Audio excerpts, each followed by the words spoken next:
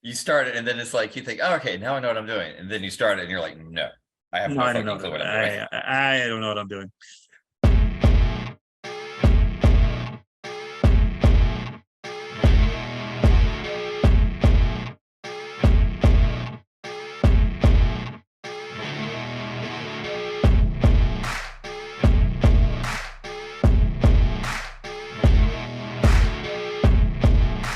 Hello, and welcome to another episode of the Inciting event. I am your host, Zachary Steele, author of 4 novels, including Perfectly Normal, which hits the shelves July 18th, and I will talk about endlessly until then. So on this podcast, we'll not only take an entertaining dive into the moments our guests decided their creative path, but also talk movies, music, books, games, passion projects, revisit past projects our guests would now do differently, or characters they wish they'd focused more on. In all likelihood, I'll drop a few time-sensitive bombs on my guests and see what comes of it. I'm In the forewarned. end, right. In the end, I hope that the Inciting event is an opportunity to showcase creatives in a fun and informative way, and to give you more reason to follow them and enjoy their work. On today's show, I am joined by author Bill Blume, who I have had the privilege of knowing for a good number of years. We're not going to say how many because that ages us. But Bill, in addition to being an author, or prior to being an author, actually got a degree in broadcast journalism, and then worked as a TV producer until 2001 when he became a dispatcher for Henrico, did I say that right? Henrico County Police Department. If I didn't say it right, don't correct me. In addition to being the author of a short story collection, Bill is also the author of 2 novels in the Gideon Keep Vampire Hunter. Let me try that again. 2 novels in the Gideon Keep Vampire Hunter series, with his latest, West of Apocalypse, coming out on August 8th. And so if you want to find out more information about Bill, you can go to billblume.net. You can buy his books anywhere, and hopefully, and yeah, that's it. We're gonna go from here. Bill, welcome. Thank you very much. Glad to be here, man. Yeah. No, I had the privilege of getting to know you in 2001, ironically, when you were, I don't know at what point you started. Oh, I was there then. Yeah. You were there then. Okay. But in 2001, when the James River Writers Conference had its first event, it was 2001, or was that 2002? Now It was no. 2002, actually. 2002. Okay, so it's 2002, so you had been there. Okay. Yeah. But yeah, that was the first conference, and I got to know you then, and I've been fortunate to consider you a friend since then. But I honestly didn't know, forgive me, but I did not know that you had a degree in broadcast journalism, or that you worked as a TV producer. And I don't need to know anything at all about that, but I am curious how one gets from becoming a TV producer and going to becoming a dispatcher. It's called disillusionment. So I got into TV in high school, actually. There was a TV magazine class at my high school, and probably the best thing I got out of it was my wife, Sherry, because we were in the class together. That's how we met, even though we'd apparently realized we'd crossed paths a couple times over the years. But I did the class, and I had a knack for it. I was really good. The teacher even said, it wasn't even halfway through the first school year that I did the class, and the teacher had already said I could be the editor of it for the next year, which was really cool. Eventually, though, I also ended up, before I even left high school, I was interning at one of the local TV stations, and I was working in production behind the scenes. It was in the number 3 station of the market, so it was interesting. I bounced over the next few years through college. I bounced back and forth between the number 1 and the number 3 in various jobs behind the scenes. And I eventually did get my degree in broadcast journalism and used it to be a TV news producer. That's how I ended up in Richmond, which was one of the other good things that came out of it. But when I got to Richmond, I started to realize how much there were things about the industry I didn't like. The worst thing, the most painful reality was that I remembered in college, there was a coworker of mine who was also in college working in production. And we'd gotten into a debate one night at work during some downtime. we were arguing over whether or not TV journalism was journalism or entertainment. I was, arguing hardcore, it's definitely journalism. He was arguing that was entertainment. And damn it, if he wasn't right. It took 5 years to realize he was, and I hated him desperately because of that. But I just got to a point where I was very frustrated and angry about it, and I just had to get out. I ended up in the job as a dispatcher, just partly out of desperation. I needed something to do that would support my family. My son was born less than 3 months before I started the job at 911, and we found out he was going to be born about a couple of weeks after I had turned in my resignation in TV news. Yeah, that was not good. So it was nice to have that job, have that stability. And I've stayed with it ever since. I'm at the point now where I've been doing it for this November will be 22 years I've been in that job. Wow. And I've reached the point now where I've gone through the phase where I had work wives to where I now have work children. And it's going to be one of those things that I know I'm slowly edging toward that work grandpa stage. Yeah, I was going to say, because your bio indicated that you earned the nickname Wildcat doing this. I kind of figure that might start to just morph into grandpa if it hasn't already. Oh God, I've got several nicknames from the job. The one that I'm most notorious for, though, is Lord of Chaos. Because there are people in the 911 center. We work the radios, we work for the fire and EMS, we work the radios for police, and it just seems like when anything goes crazy, I'm somehow connected to it. Somehow, some way, you can find me in the middle of it. I am such a notorious magnet that I have actually been blamed for stuff even when I wasn't in the 911 center. It was a matter of I just happened to be off the floor. And because I happened to go off the floor at that point, it was Bill. I see. So you've effectively just become a handy excuse for everybody. Yes, pretty much. And I've embraced it. And so, yes, I am the Lord of Chaos. Gotcha. That's actually where the thing on my Twitter thing, why that describes me as that. Okay. All right. Yeah, I guess I haven't seen that side of you. So maybe good that. Maybe good that you keep that at work. Yes. All right. So I definitely want to hear some about West of Apocalypse, but we will get to that. All right. In the interim, this whole concept of a podcast, the Inciting event, is just I have people I want to talk to and people that I will learn that I want to talk to, and I just want to know things about them and things that they're passionate about. And I know you and I both have an affinity for Star Trek, and I'm curious. I want to ask the loaded question of what are you watching, and I'm going to cross my fingers and hope that you give me the right answer. Oh, it's PICARD. Okay, good. That's right. I figured you do that. Okay. All right. So I am totally geeking out about this season. I'm sorry for those of you who are not Star Trek nerds. Please just bear with us for a few minutes. I promise you, we'll get back to the content that interests you. But I'm totally geeking out about this. I mean, not only for the nostalgia of getting the Next Generation cast back together, including some roles that I didn't expect to see come and go. I'm very, very excited about it. But I'm curious what your thoughts are on it. Oh my God, dude. I can't wait for the last episode. And I know we jumped the gun.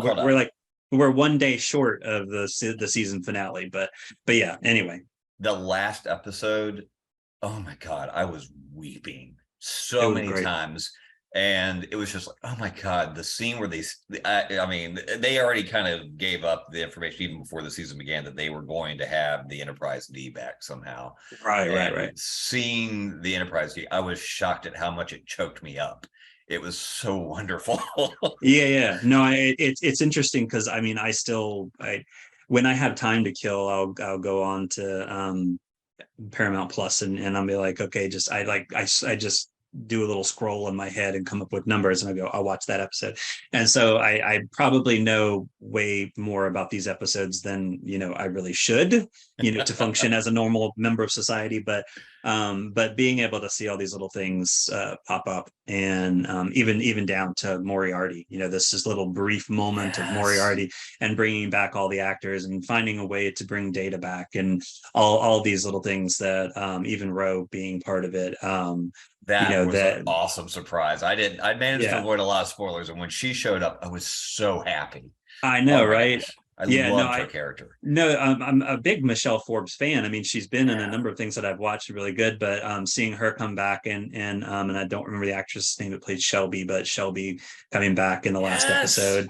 I mean, just the fact that they really are hitting all the notes, and hitting notes, it reminds me that, the soundtrack that they've used this. I mean, all the Oh callbacks yeah. that they've used. I mean, I'm like, one of my favorite pieces of music in the whole pantheon of Star Trek music is actually the theme to First Contact, and the fact that they're Uh, using Jerry Goldsmith's theme as that sort of intro buffer, is yeah. so cool. It definitely, got me emotionally to hear all of this stuff. But I'm curious what has stood out to you so far. Oh yeah. The music is the big deal for me because I'm huge into movie scores. And for when I was in high school and in college, my favorite composer at that point was James Horner. Mhm. And it's for most the original generation, despite the fact that Jerry Goldsmith has gone on to become known as the definitive composer for Star Trek.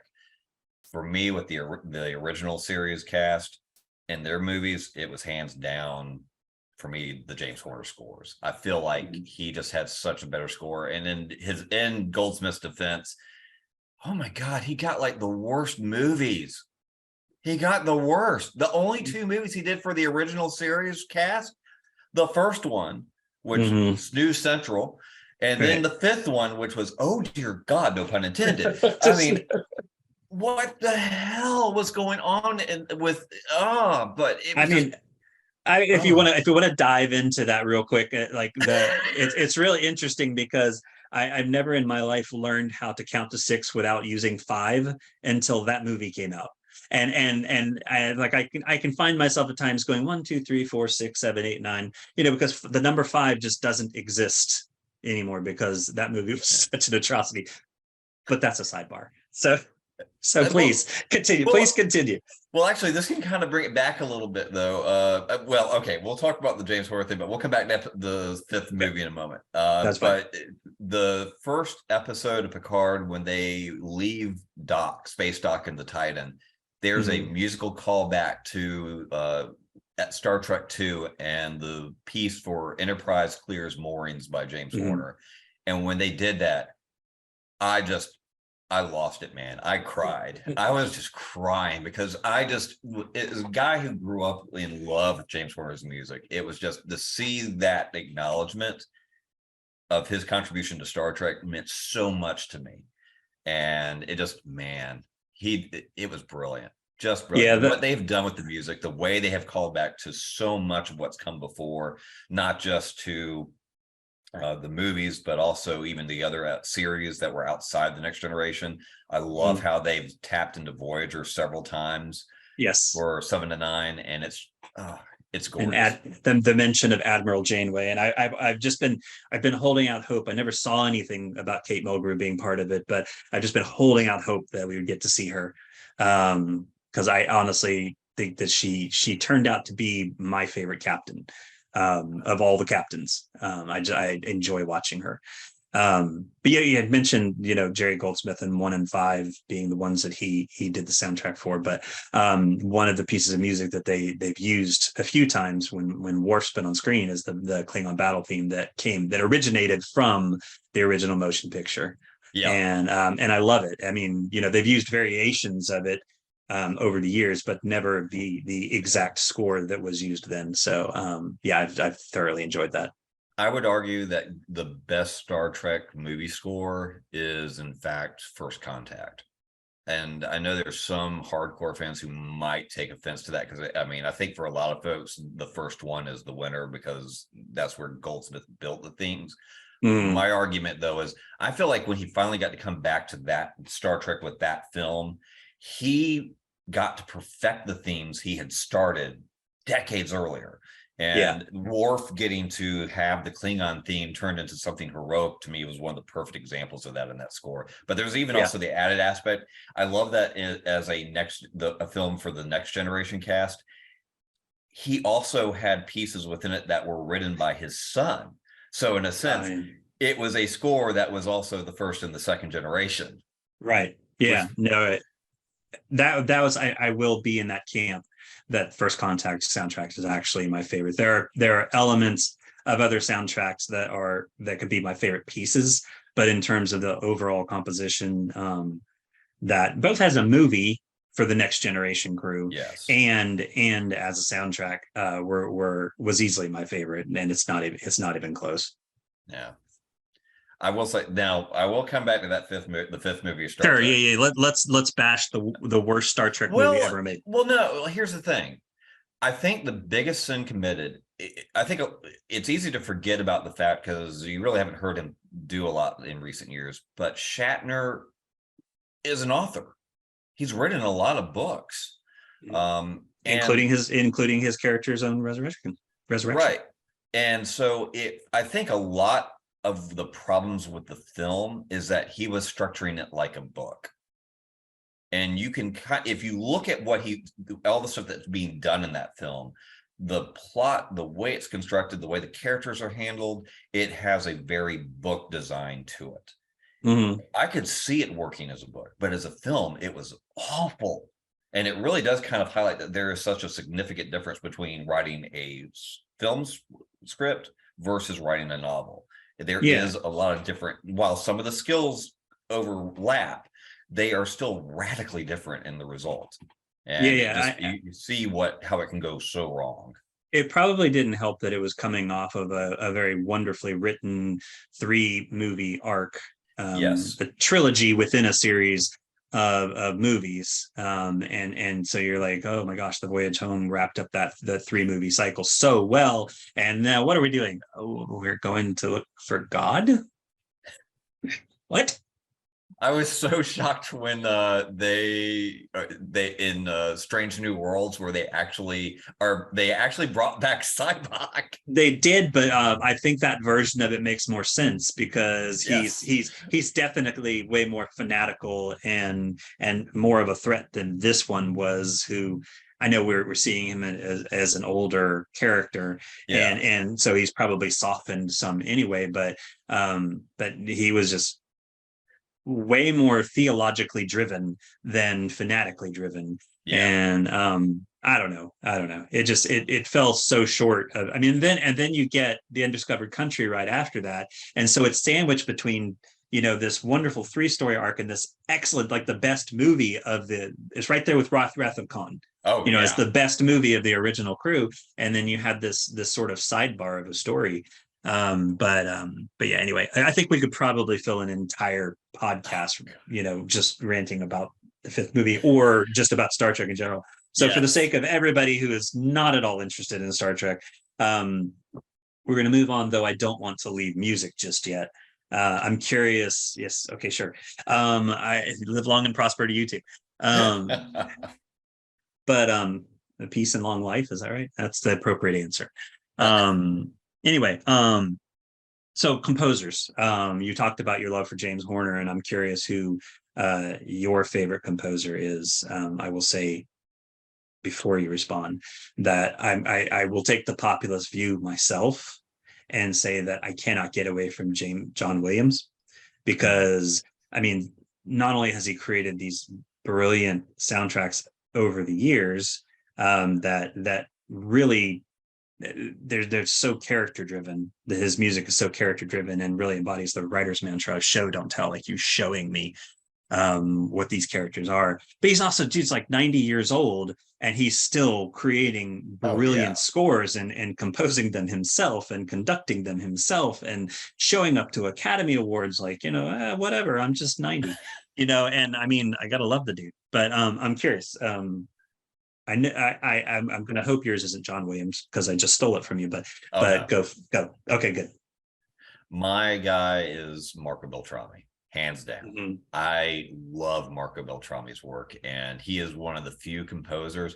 There are scores by him that I've listened to that haven't even seen the movies before I started listening to the music. Oh, really? The film Underwater, the Hmm. the deep sea horror movie. He did the score to that. I can't remember if it was Buck Sanders he did the score with. I might be getting that wrong, but it's a great score. I still am waiting to find a uh, writing project to use as my background music, but I just loved the music, loved it. But my favorite by him is easily 3:10 to Yuma, uh, which was a Western he did.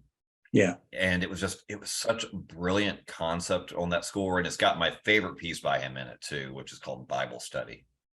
Oh my God, it's such a good piece.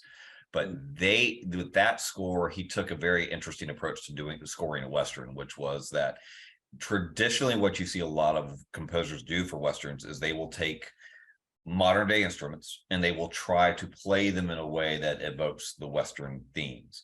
Hmm. He was like, I want to take the instruments from that time period and play them in a modern way. And that was his approach to it. And it pays off beautifully. He does a Okay. great score. I'm not that familiar with him. I know he did the World War Z. If I'm remembering the right person, he did the World War Z soundtrack, and I do like that one.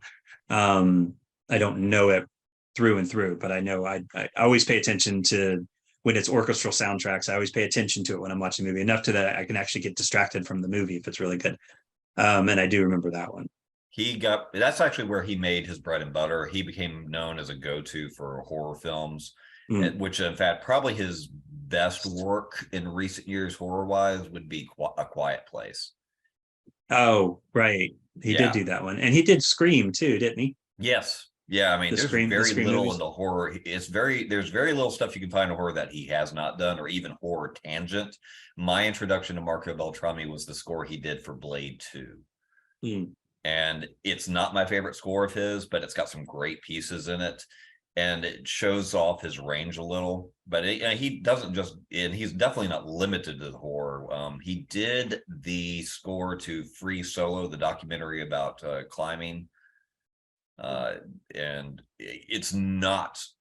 You wouldn't think of Marco Beltrami as the guy for that score, but he did a really fun job with it. I like some of the pieces that are in it, and it's actually more of an enjoyable listening experience than some of his other scores are. I mean, if you're someone like us who's listened to a lot of movie music, you can definitely recognize there are some scores they work for the film, but they are not going to work as a listening experience by Gotcha. themselves. Gotcha. And some of his scores fall into that camp, but there are a few of them that, man, they just nail it. Yeah. I See, now I got love to this. go back and listen to the Quiet Place because that movie was so driven by quiet. That Yes. score was so much more important. But yeah, no, I don't remember enough of it. But all right, well then I'm gonna put you on the spot because these kind of questions always kill me. Though for this one, I actually do have an answer. What is your favorite orchestral soundtrack? That's a tough one, man. Even if you land on one of your favorites, it's like which is I your mean, favorite children? honestly, I feel bad going back to it, but man, 3:10 to Yuma is the one. It Yeah. is. I mean, to me, that particular score really nailed it. And after that, trying to pick a second, that's where it gets near impossible. If I was being honest, though, it would probably be Star Wars, but even then, it's a toss up between The Empire Strikes Back and Revenge of the Sith. Mm, Revenge of the Sith gets a slight edge only because Williams really did a much more varied score for the the Star Wars films prequels. with that one, and really any of them.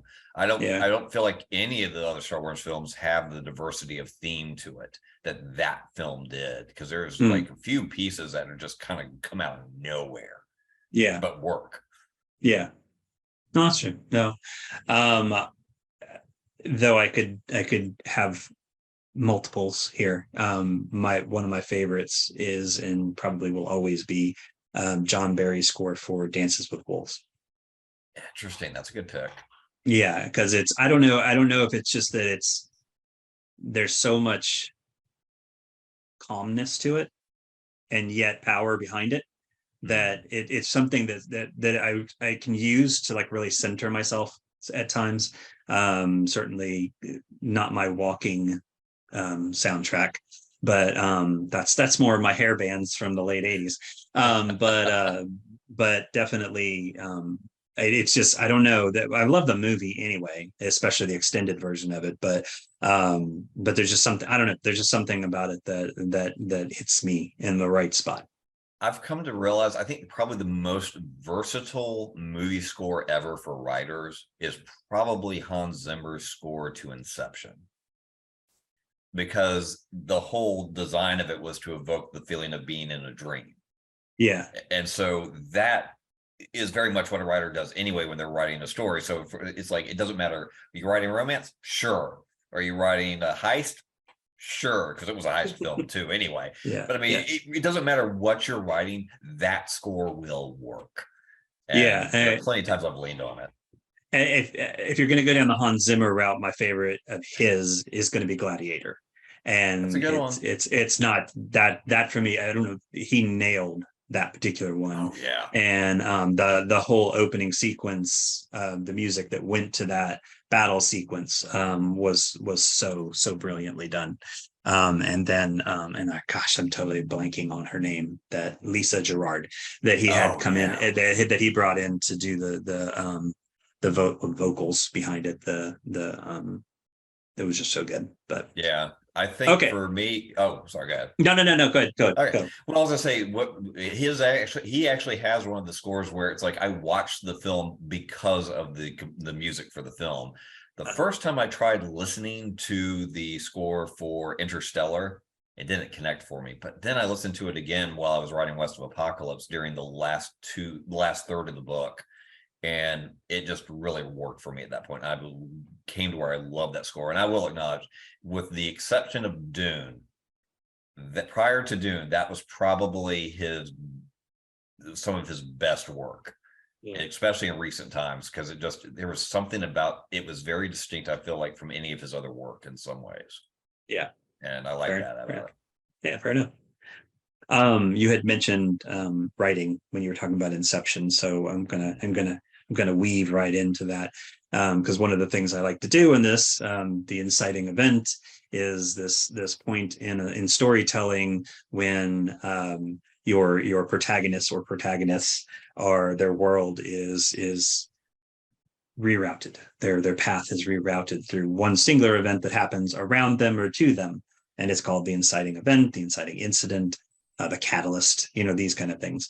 And it's what propels the story forward. And I always like to know, when I'm dealing with authors, as I am now, what is your writerly authorial origin story? What got you, what was that moment or moments when you said, this is what I want to do? It started really young. It started with comic books. I became an avid reader of Uncanny X-Men when I started in 7th grade, and it was like, I got deep into it. This was like pre-internet, and so I was taking advantage. There were like ads in some of the old comic books where you could order older copies of the comics, and I got to where I was living for lunch. I was living off an ice cream sandwich a day, and I would take all the lunch money I had left over at the end of the week, and I would start stockpiling it to buy old comic books online. And there were a few times where I was a little short, and so I would shamelessly go to my dad and be like, yeah, I'm already out of some money for lunch, so I need to get a little extra if I can. And would save it up. So yeah, it was, man, I tell you what, I built up a hell of a collection when I was there, but they never had to worry about me doing drugs in college or high school, because all my money was going to comics until I started dating my wife, at which point that's where all that money was going. In fact, she's Right, why I right, right. eventually stopped collecting comics, because it just was like I wanted to have money to take her on dates. Yeah. It's like, what do I want more? Do I want Sherry or do I want the comics? Which is it? So Dude, that's easy choice. Easy choice. oh my God, one of the she's never let me live this down. One day she was over in my room with me, and what does she find on the floor of my room? No, no Playboys. No, it's a She-Hulk comic book. You dirty boy. It was a She-Hulk comic book. And even worse, it was the John Byrne issue where it's like he has her jumping rope in the nude, although it turns out they're faking it with the blur lines so that she's actually got a bikini on. And my wife's looking at me, my future wife's looking at me like, I feel like I want to worry about this, but I don't know if I should.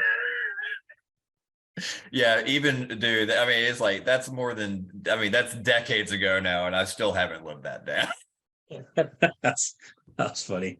So okay, so comics, basically the Comic, comic books drove your yeah, desire to tell stories. I started like I had these I had these notebooks where I was like writing down plotting out storylines over issues of comics, and what would the individual arcs of the characters, building up subplots and some of the issues that lead up to, like, I had this thing plotted out for like about 250 issues.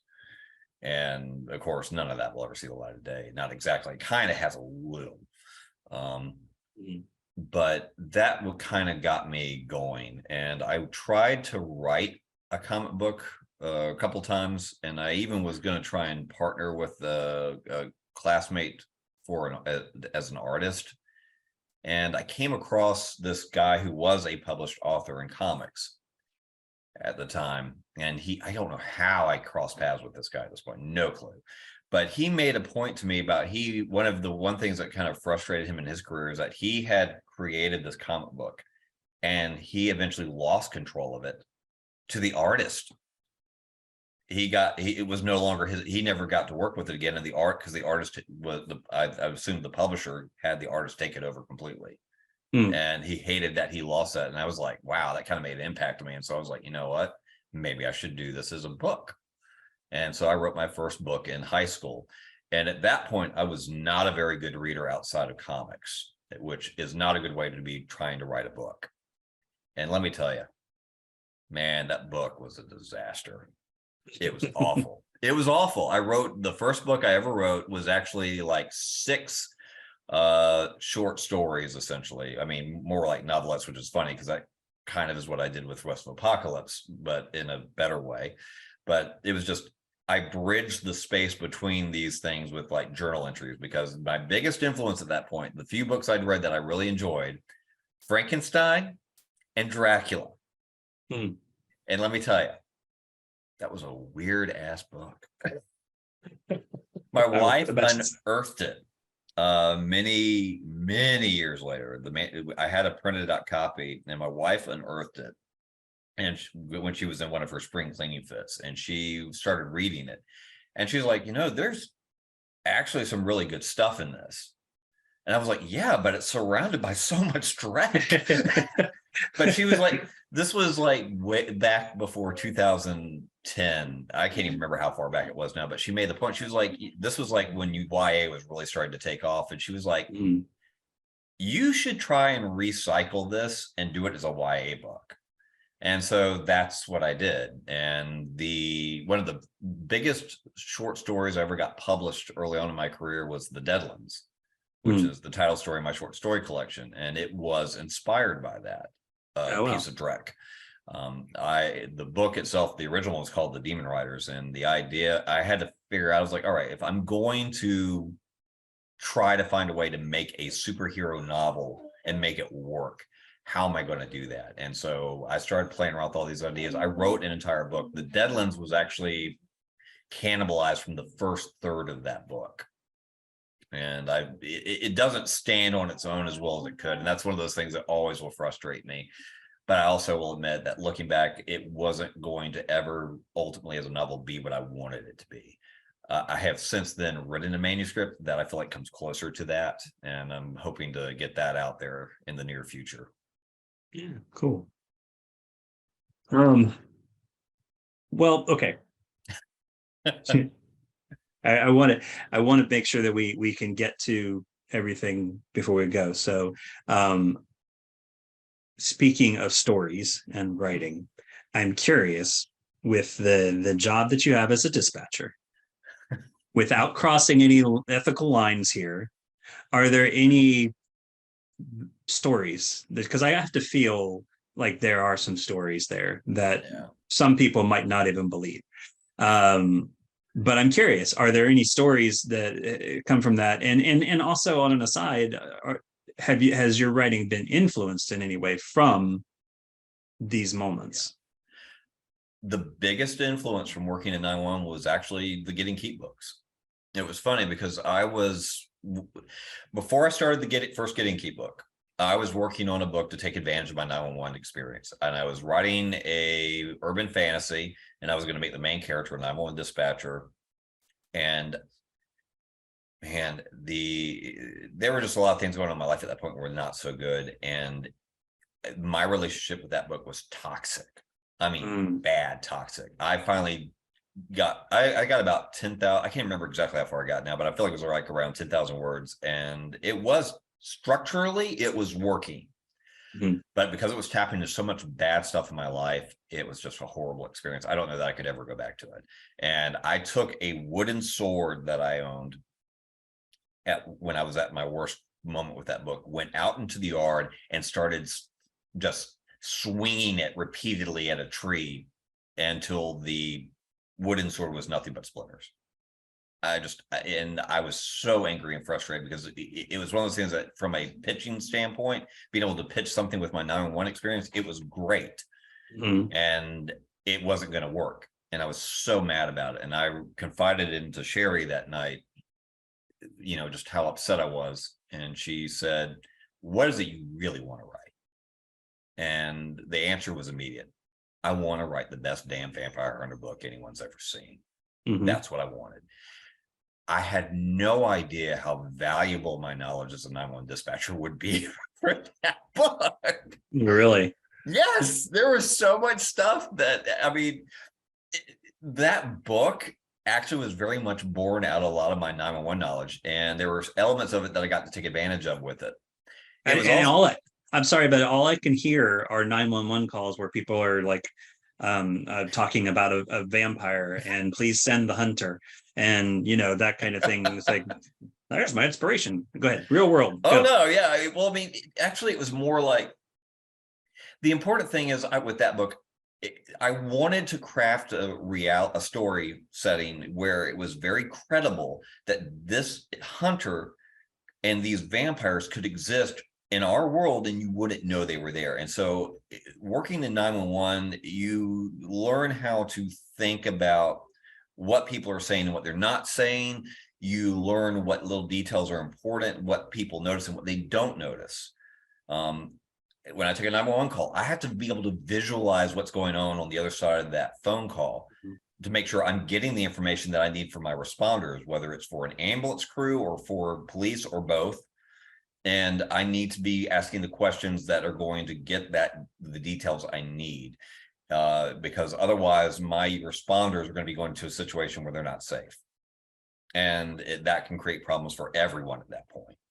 Gotcha, and so it's not a talent everyone has, but it was also a matter of, I got to translate to Gideon in ways that, like, one of my favorite things that I did in the second book was, like, Gideon, there's a shootout at one point. There are not many guns that show up in the book, but there was a point where there's a shootout, and Gideon has saved up these used fireworks that he tosses out onto the street, so that when the officers do get called because there were shots in the area, they roll by and they see what looks like fireworks. And let me tell you, don't let anyone tell you they know the difference between what guns and fireworks sound like. I don't care if they're in the military. They don't know. They don't. I had a guy on the phone one time he was like, it was 4th of July. He's like, I work in the military. I was in the military for years, and I know the difference between guns and fireworks. At the same time, I'm listening to one of the police radio channels where one of the officers is in the area of the thing he's calling about, going, yeah, ready, I'm out here. It's fireworks. I'm looking right at them. I mean, he was watching the fireworks go off. Yeah. So it's like, yeah. I mean, that's it. Yeah. No, yeah, we always assume it's not going to be real, but I mean, every now and then it is. Yeah. It's interesting though. I was trying to think of how being an 911 dispatch would help your writing, and I'd never really considered how visual it needs to be, and how, because that's such an important part of storytelling, is to really be able to get the details in there and to be able to visually draw the reader in. So that's interesting that's influenced you in that particular area. They've kind of fed on each other in a way. One of the best compliments I ever got from one of my coworkers was that she was always glad when she was working at police radio and she had a call to give out and she saw I was the one who had taken the call, because she knew the comments entered into the call for service would make sense. Right. And that was my writing influence there. I know how to be concise. I know what's relevant and I know what's not. I mean, I do flash nonfiction as part of my job, I guess you could say. And part of the challenge is just learning what to ask for the caller so that I get what I need. And that's where most of the people who try to do the job just can't do it, because they just don't know how to focus on what's important and what's not. And it's not an easy skill to teach. Speaking of not easy skills and being concise, I'm ready to do something here that is going to put you on the spot a little bit. So get yourself ready. I'm going to tell you what it is, and then I'm going to explain it. And the reason I'm going to tell you what it is first is because it's going to give your brain some time to get into that mode. And then we're going to see what you do. So what we're going to do here is something that I'm calling the 5-second pitch. Oh, God. And what you're going to need to do is you're going to need to pitch to me and to prospective readers West of Apocalypse in 5 seconds. Okay. And I'm going to call time, and you're going to have to stop if you're in the middle of talking. And then we're going to do it until you feel comfortable with your answer. So, or until we've just done this way too many times for it to be at all entertaining to people anymore. So are you ready, Bill Blume, to give us the 5-second pitch for West of Apocalypse? All right. Give me a second. Give me a few seconds here. Hang on. Holy crap. All right. I think there is importance here and certainly value to a writer, because one of the things that we're always told is the elevator pitch. You know, you have to be able to tell your story in the length of a ride of an elevator to an agent or an editor or you know, whoever you're trying to pitch your story to. This is taking this to a different degree, because you're really you're distilling it down to a sentence or two. But it's also a great technique to really learn how to pitch your story. 5 seconds is not much time, and you're never going to have to pitch it in 5 seconds. But I just want to see what happens, because this is my show and I get to be entertained. So are you ready, Bill Blume? As ready as I'm going to get, man. Bring it. All right. And go. Alien tours the last night of the way. The 13 took everything from her. The knighthood and her parents. Jeez. All right. We're going to reset. Holy crap. Okay. Are you ready? All right. And go. In a galaxy where all is lost, alien tours the last night of the way, and she's getting revenge. Oh, wow. That's 5.39 seconds. Well done. Thank you. Good Lord, man. That is brutal. I mean, did you remember exactly what you said? No. Okay, good. I'm happy to hear that, because your just brain's like, spit it out. No, because I mean, there's so much that you actually want to be able to say, and yes. So now you're going to be able to take that and like you're going to be able to take that and expand it to, I don't know, a couple sentences, 2-3 sentences, and then pitch it. I was always very proud of myself with The Weight of Ashes, because I had it down to 2 sentences, right? And like, nice. Yeah, it's like young boy, I said, a young boy is unwilling to accept the death of his older brother, so he recruits his friends to go to the witch on Spook Hill to have him resurrected. This story is about grief and the myriad ways in which people process it. That was not 5 seconds. I was very proud of that. And when I started trying to play with that for 5 seconds, I was like, oh my gosh, I can probably spit out part of that first sentence and still make it interesting. But Yeah. it's like it starts to lose so much of the context. And oh my gosh, but there's this theme. There's so many things I want to tell you about. So well, okay, you excelled. I can't sit here and judge whether or not you gave me a useful 5 second pitch, but you managed to stop before I got to 5 seconds. So I give you credit for that. That was tough, man. I'll tell you what, the only reason I probably did as well with that, trying to get agents, there are a few of them where they have a form that they use, Query Manager. I don't know if you've used this, but I it's am like, familiar, yes. there's one of the things that you'll see a lot of them plug in there is in one sentence, share your 1 sentence pitch for your book. Holy crap, man. Yes, 1 sentence pitch. Yeah. How long can that sentence be? Oh, let me tell you. Because Comma and. Faulkner made a career out of very long sentences. Oh my God. Yeah, there's that definitely is where you do cheat a little bit with the comma and, but yeah, I have to admit, I would love to see some of the worst of those submissions because Yeah, that would be entertaining. because I mean, you could use a semicolon and still have it be one sentence, Right. but you better use it correctly. Oh God. All right. Well, okay. I'm gonna make sure everybody else knows that Bill Blume has set the standard. He nailed it on his second try, and then they're all going to be really angry because it's not going to take 2 times. So, but Hang on a second. much. How many? But we got company. Yes, we Okay. do. This Ah, baby Wicket, and the this other is one down Wicket. there is Mocha. Please tell me that Wicket is named after the Ewok. Oh yes, Okay, good. he is a spoiled, rotten little bossy beast. Yes, sir. just like they're supposed to be. Indeed. We got Wicket. We're gonna hang on a second. Yeah. Free of that. All right, down you go. Down you go. Well, with Wicket's appearance, I don't really think there's anything else that we can do. That look at that. That's Mocha. She's the baby. She is ridiculously. She's like, oh my God, I don't even know how to begin, but she is just the neediest little thing you will ever meet. Well, the dogs have now entered the chat, and we have nothing better than that. So so we're going to have to stop there. Way to kill the show, Bill. But I do appreciate you taking time. It's good to talk to you as always. I look forward to seeing more on West of Apocalypse and giving it a read. And yeah, so thanks for being a part of it, man. Thank you very much, man. I appreciate having me on here. Yes. Yeah, no problem. Thanks for being a part of this thing I call a podcast.